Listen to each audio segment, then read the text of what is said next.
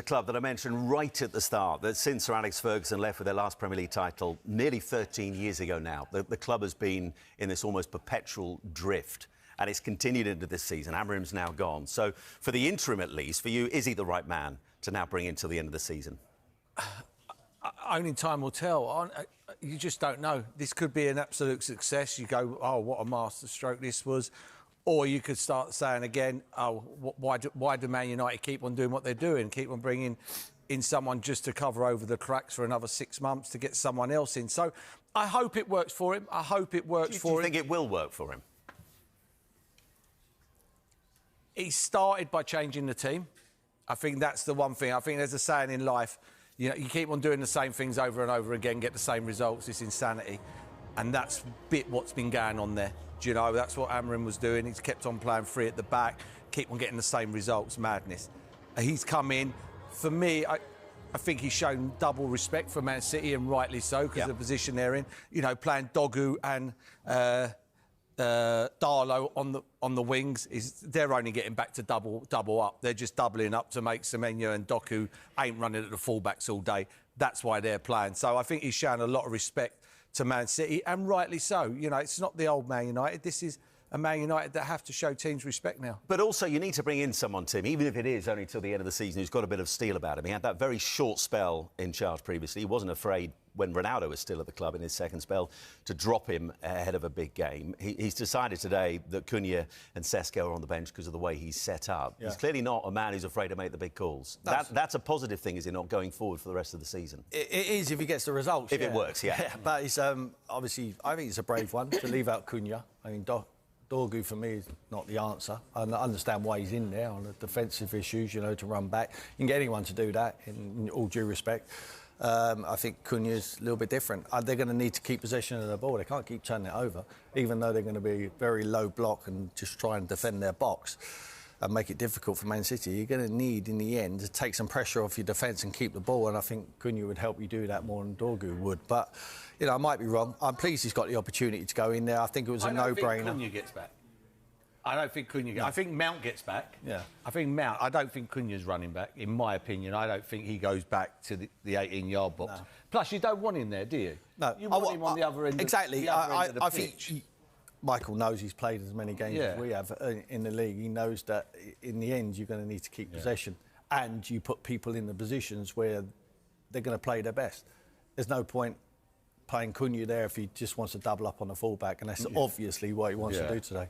And he's played over 450 times for the club, Sue, we shouldn't forget, as a player. 5 Premier League titles along the way, won the Champions League as well. It is part of the thinking behind this appointment as well, to kind of reconnect the team with the fans as well. Yeah, it could be. And, you know, you look at... It is a short term, you would presume. I know that nobody's officially come out and said that, but you would suspect it is until the summer when there's more managers become available. But, yeah, he knows the club. Like you say, he's played for the clubs. He's played for the club. It would increase that connection with the fans. But they could have gone down different routes, couldn't they? I think, obviously, the first route they could have gone down and gone for that absolute elite manager with a proven track record that has got the know-how of winning trophies, but are they available at this moment in time? So they'd probably wait until the summer for that. They then could have gone with somebody with Premier League experience. I know, you know, Iriola was linked, Marco Silva was linked. There was a lot of Glasner was linked.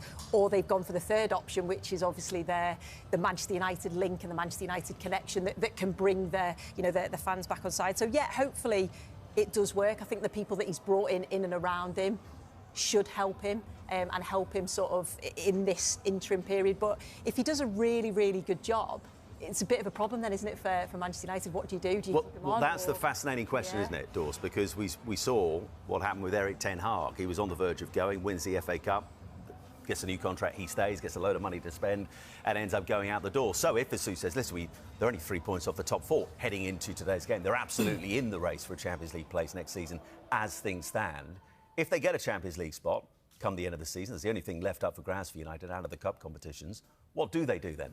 Well, it's the million-dollar question. Do they, in my opinion, do they go down the same route that they've done with Ole Gunnar Solskjaer, Eric Ten Hag, when it looked like he was out the door and won the FA Cup?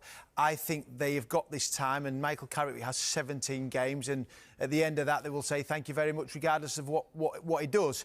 because they've got time to go and find this right manager, and I believe they would be doing that. I think one of the managers who will come in, he's in a job at this moment in time, whether it be at the World Cup, whether it might be in the Premier League.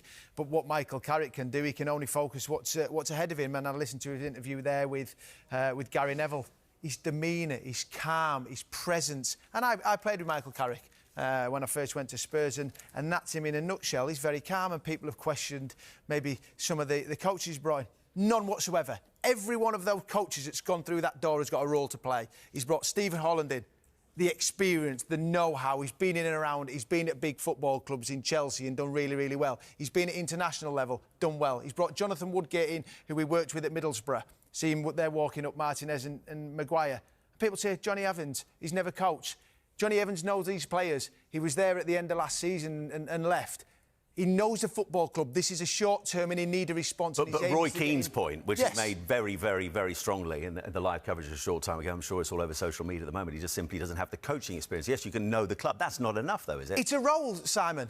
They all have a role to play. We all have a role here to play. That is what Johnny Evans will be going in and doing that. And people say, oh, is he needed? He knows these players. Michael will be leaning on him to go, give me a little bit of insight to all the players and help him. Is he going to be doing loads of coaching? Probably not. He's got no experience in that. But he has a role to play. Steve Holland's a shrewd move, though, isn't he? Very shrewd, because I've just said he's been there, he's worked at big clubs, he's worked on international levels. He knows how he will be helping Michael. Give Michael credit. He's worked at Middlesbrough and people go, it's not Manchester United. Of course it's not. It's in the Championship. But he's got an affiliation with Manchester United, and that's why he's been given the opportunity. And for Michael to go in there and try and galvanise his team. You've just said the 3 points off the Champions League places, and it could be a success for him, but I don't see it as long-term. And Tim, coming back to that point about were they to finish inside the top four, where does that leave him come the end of the season? Do you sense he'll already know where he stands, whatever happens come the end of the season? Absolutely. It's the first question you would ask as you go in there and speak to Jason Wilcox and Omar, and just say, am I here? If I win the 17 games that are remaining, am I here beyond that? And they... Listen, I think it'd be fluffy of them to say, you know, let's just see how it goes. I think Michael will know that he's not getting a job at the end of the season. Man United will go in a different direction. It is probably going to be one of the managers who are managing in the World Cup. The problem any manager has got, we keep saying manager, they want a head coach. They do not want a manager at this football club. And the likes of Thomas Tuchel, for instance, Mauricio Pochettino, they want to be managers of the football club. They want to run the whole shebang. I'm not sure going to get that luxury at Manchester United, so they're going on the lookout for a head coach. Going back to the credentials of Michael Carrick, I think he's far more equipped to manage Man United than Ruben Amorim was. Ruben Amorim come from Portugal. Yes, he did very well in Sporting Lisbon, but it's a Mickey Mouse league compared to the Premier League. This is a very competitive environment, which Michael Carrick, we talked about his playing credentials, what he's done at Manchester United, over 400 games for this club. He knows the Premier League. He knows the environment. He hasn't got settled to the environment. He knows how huge this football club is. So I think it was a no-brainer to bring him in on the short term. And I think he 100% knows that he's not going to be here for the long haul. Do you agree with that, Merce, that he has got more experience than Amorim has in terms of English leagues? We saw what he did at Borough, particularly that first season when he took over from Chris Wilde. I think they were 21st at the time, and he took them roaring up the league with 13 wins in his first 17. Is that a key part of why they've gone for Carrick? OK, Premier League, head coaching, managerial experience, not there, but he knows the English leagues, he knows the Championship, he has got English coaching experience. And he knows the club. He knows the club, and that's why Johnny Evans is there. He's there because he played for the club, Man United. You don't want to bring people... It's so different playing for Man United and your Arsenals, your Man Cities, your Liverpools, your Chelseas, to this end of the table. And in Portugal, you know, they're a lot more dominant. You know, Sporting and Porto and Benfica. But when you get into European trophies, they don't produce in the Champions League, or they haven't for a long time. So they know what it's like. And too many times they brought players in here, and I heard him say sometimes they bring players in that are not winners. You know, you've got to be a winner. You've got to win every game. You know, if Man City beat Newcastle, if Man City, I don't want to put Newcastle in it because Newcastle are a big club. But if Man City go and play, if Bournemouth go and play someone next week and they get beat 3-0 by Man City, nothing said. Even though we don't think Man United are great, if they get beat 3-0 today, this is headline news. You know, see, it's a massive advantage for Carrick and for Johnny Evans. With the players, he's played here, it's experience. You don't want to be coming here and going, oh, my God, this is a lot bigger, this club. Oh, my God, we only lost 1-0 to Man City and we get absolutely destroyed. Southside got beat 2-0 last week at Newcastle, owned by them, and nothing was said. So I could see where they're coming from. And, you know, it might not be experience of management in a way of, if they lose 6 on the trot, then it's a different game. For all the experience he's had at Middlesbrough. You listen to him there, that is him in a nutshell. As a player, as a person, he will always be like, I just said to see, he's level-headed. I think I might be like that in the camera, but if you've lost 6 games on the trot and you're sitting in your office... But he wouldn't be showing his hands. He wouldn't show his hands. I'm telling you, he's perfect fit for Manchester United. I'm sure Tim went in at Aston Villa and thought, I went in at Walsall, think I'd be a little bit cool. I'd sit there, lose 6 on the trot, and I'm like,